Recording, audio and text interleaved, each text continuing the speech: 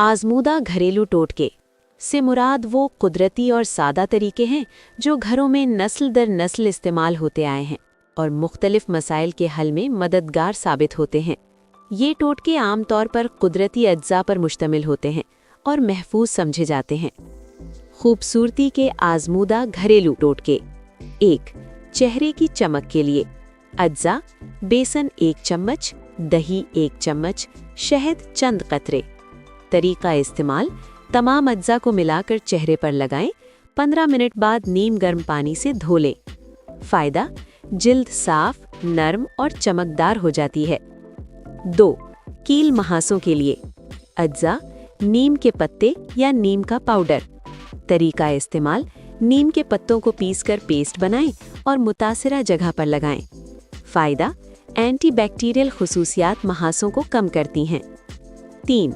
बालों के झड़ने के लिए अज्जा: नारियल का तेल और मेथी दाना।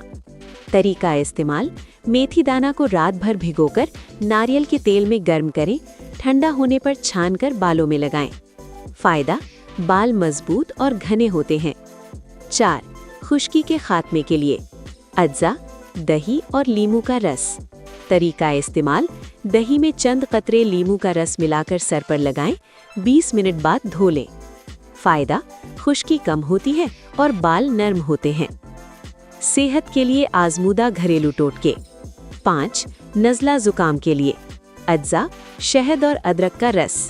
तरीका इस्तेमाल: 1 चम्मच शहद में आधा चम्मच अदरक का रस मिलाकर दिन में 2 बार इस्तेमाल करें।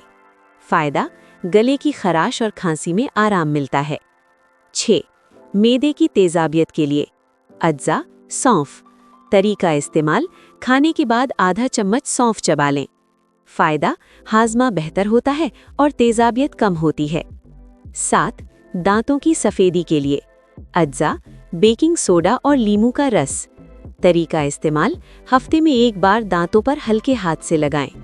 फ़ायदा: दांत साफ और चमकदार हो जाते हैं। उम्मीद है कि आप लोगों को ये वीडियो पसंद आई होगी। मिलते हैं अगली वीडियो में। अल्लाह हाफिज़।